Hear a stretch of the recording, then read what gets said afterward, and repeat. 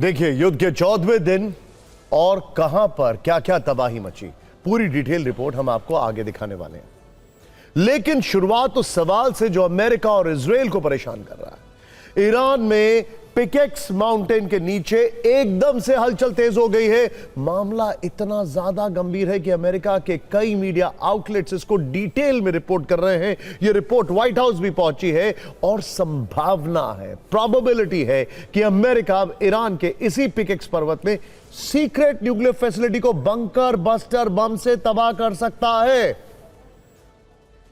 इस लोकेशन को समझने के लिए एआई की मदद से तैयार पिकेक्स माउंटेन के नीचे बने अंडरग्राउंड न्यूक्लियर फैसिलिटी का प्रतीकात्मक वीडियो देख लेते हैं। ऐसी रिपोर्ट्स है कि कुछ इसी तरह से ईरान ने उस न्यूक्लियर फैसिलिटी के ऊपर अपनी सेना की तैनाती की और उन सैनिकों की सुरक्षा में पहाड़ के नीचे अंडरग्राउंड फैसिलिटी में ईरान के परमाणु वैज्ञानिक कुछ नया और खौफनाक अचीवमेंट हासिल करने के लिए दिन रात मेहनत कर रहे हैं। अब पिकेक्स माउंटेन की एग्जैक्ट लोकेशन, वो भी सैटेलाइट तस्वीरों से, उसकी डिटेलिंग करते हैं। देखिए, इस सैटेलाइट तस्वीरें में देखिए पिकेक्स पर्वत, इसके काफी नीचे यहां पर न्यूक्लियर फैसिलिटी बताई जा रही है। दूसरी तरफ इसका एंट्री गेट बताया जा रहा है। ध्यान से देखिए, ये देख रहे हैं आप पिकेक्स पर्वत। अभी इसकी डिटेल देखते रहिएगा। इस पिकेक्स पर्वत के काफी नजदीक यहां पर ईरान का नतांज न्यूक्लियर साइट है। यह नाम आपको बार बार इको कर रहा होगा, बताते हैं। इस नतांज न्यूक्लियर साइट को पिछले वर्ष अमेरिका ने बम वर्षक विमानों से बंकर बस्टर बम गिराकर तबाह करने का दावा किया था। ऑब्लिटरेटेड, यही वर्ड था ना ट्रंप का। लेकिन अब इस पिकेक्स लोकेशन के बारे में द टेलीग्राफ के हवाले से एक बड़ी यूनिक जानकारी सामने आई है। इन यूरेनियम्स को पिकेक्स पर बने 329 फीट गहरे बंकर में रखा गया है। हालांकि इसकी शायद और ज्यादा गहराई है, यह भी कई जगह रिपोर्ट किया गया। द टेलीग्राफ का यह भी दावा है कि अमेरिकी खुफिया एजेंसियों को इसकी भनक लग चुकी है। दावा है कि अमेरिका वहां बहुत जल्द बमबारी कर सकता है। बंकर बस्टर बमों से पिकेक्स माउंटेन के नीचे बनी अंडरग्राउंड न्यूक्लियर फैसिलिटी को तबाह कर सकता है। लेकिन अब यहां ट्रंप के सामने दूसरा सवाल है। सवाल इसलिए उठ रहे हैं क्योंकि इस पहाड़ की ऊंचाई 5000 फीट है। इसीलिए यूरेनियम छिपाने के लिए सबसे महफूज जगह, ऊपर से ऊबड़ खाबड़ इलाका होने की वजह से उसे ट्रैक कर पाना लगभग असंभव है। पहाड़ के नीचे आप क्या ट्रैक करेंगे?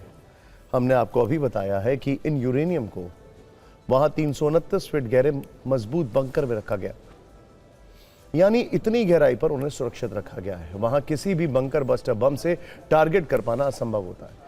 कहा जा रहा है कि ईरान ने इसीलिए फोर्डो और नतांज में रखा हुआ एनरिच यूरेनियम पिकेक्स के पहाड़ तक पहुंचाया है। ईरान को पता है कि अमेरिका ये जानकारी पाने के बाद भी उसका वहां पर कोई बड़ा नुकसान नहीं कर पाएगा। तो ऐसे में अमेरिका कैसे एक्शन ले सकता है? ट्रंप के सामने दूसरा विकल्प क्या है? ध्यान से देखिए। अब इसको बड़ा इंटरेस्टिंग तरीके से आपको समझाने की हम कोशिश कर रहे हैं।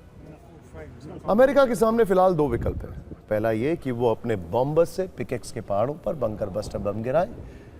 कल एक ऐसी तैयारी वाली तस्वीर B-1B बॉम्बर्स की सामने आई थी, जिसमें ये देखिए बंकर बस्टर बम सामने दिखाई दे रहे हैं। B-1B बॉम्बर्स ब्रिटेन के फेयरफोर्ट बेस पर तैनात दिखे और बंकर बस्टर बम भी दिखाई दे रहे थे वहां पर। वहां उस बम वर्षक विमान में बंकर बस्टर मिसाइलें लोड की जा रही थी। यह दावा ब्रिटिश मीडिया की रिपोर्ट में किया गया। इसके विजुअल्स भी आए, ओपन सोर्स इंटेल में भी आए। तो क्या यह समझा जाए कि यह खास तैयारी पिकेक्स माउंटेन को लेकर की गई? जानकारों के मुताबिक पिकेक्स पहाड़ पर B-2 बॉम्बर्स से हमला भी बेअसर साबित होगा। ध्यान से देखिए। ऐसे में अमेरिका का दूसरा विकल्प पिकेक्स के पहाड़ पर अपनी स्पेशल फोर्स को उतारना हो सकता है। वहां पर वेनेजुएला की तर्ज पर ग्राउंड ऑपरेशन करना। लेकिन अमेरिका के सामने चुनौती यह है कि वेनेजुएला जैसे हालात ईरान में नहीं है। ईरान 14 दिनों से ईंट का जवाब पत्थर से दे रहा है और पिकेक्स के पहाड़ पर ईरानी सेना ने छावनी बना रखी है, जहां बिना ईरानी सेना की इजाजत के परिंदा भी पर नहीं मार सकता है। दावा है कि वहां पर यह परमाणु कार्यक्रम सेना की खास निगरानी में चलाया जा रहा है। मतलब कोई भी ग्राउंड ऑपरेशन अमेरिका के लिए सुसाइड हो सकता है।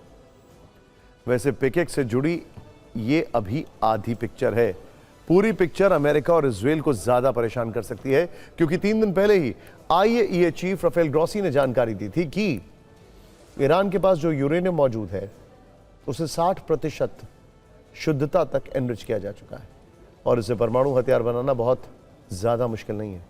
IAEA का यह भी अनुमान है कि पिछले साल युद्ध शुरू होने के समय ईरान के पास करीब 441 किलोग्राम ऐसा ही एनरिच यूरेनियम था, जिसे थोड़ा और संवर्धित कर लेने के बाद ईरान बड़ी आसानी से एक दो नहीं बल्कि 10 या 12 परमाणु बम बना सकता है। सोचिए क्या पिकेक्स पहाड़ के नीचे उस सीक्रेट बंकर में ईरान इन दिनों वही परमाणु बम बनाने की कोशिश में लगा। वैसे पिकेक्स के बारे में यह जानकारी तब सामने आ रही है जब आज ही इजराइल के पीएम बेंजामिन नेतन्याहू ने कहा है कि ईरान के सभी टॉप न्यूक्लियर साइंटिस्ट को मार दिया गया। तो फिर पिकेक्स में कौन है जो यह कार्यक्रम आगे बढ़ा रहा है? अब मैं सोचने पे मजबूर हो रहा हूं कि कुछ दिन पहले क्रेमलिन ने कहा था कि उनके वहां पर कई साइंटिस्ट मौजूद हैं। क्या वो हैं पिकेक्स में?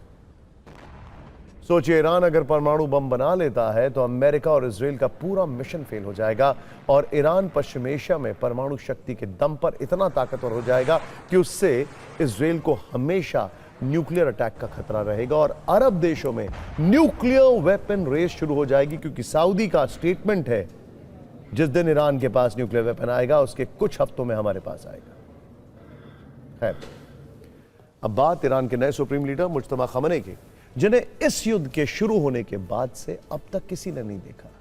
उन्हें लेकर अलग अलग थ्योरी और रिपोर्ट सामने आ रही हैं। सवाल यह है कि क्या कोई बहुत बड़ी बात छिपाई जा रही है? क्या कोई ऐसी खबर है जो ईरान पूरी दुनिया से छुपा रहा है और जिससे जंग में ईरान को बड़ा झटका लगेगा? इसीलिए बात खमनेई खानदान की मुज्तबा मिस्ट्री की, जिसमें दावों का चक्रव्यूह है। मुज्तबा खमनेई का सीक्रेट क्या है? जंग के इतने दिन बाद भी वो अब तक अदृश्य क्यों हैं? क्यों मुज्तबा को इजराइल बुरी तरह घायल और ईरान घातक बता रहा है? इंटरेस्टिंग। जंग शुरू हुए 13 दिन हो चुके हैं। आयतुल्लाह अली खमनेई की मौत को भी 13 दिन हो चुके हैं। उनके बेटे मुज्तबा को सत्ता मिले हुए भी वक्त निकल चुका है, लेकिन अब तक मुज्तबा खमनेई सामने नहीं आए। इसीलिए सवाल दुनिया भर में ट्रेंड कर रहा है कि आयतुल्लाह अली खमनेई के बाद ईरान के नए सुप्रीम लीडर को भी कुछ हो गया है। जिस तरह के दावे हैं, क्या मुज्तबा खमनेई भी अब आखिरी सांसें गिन रहे हैं?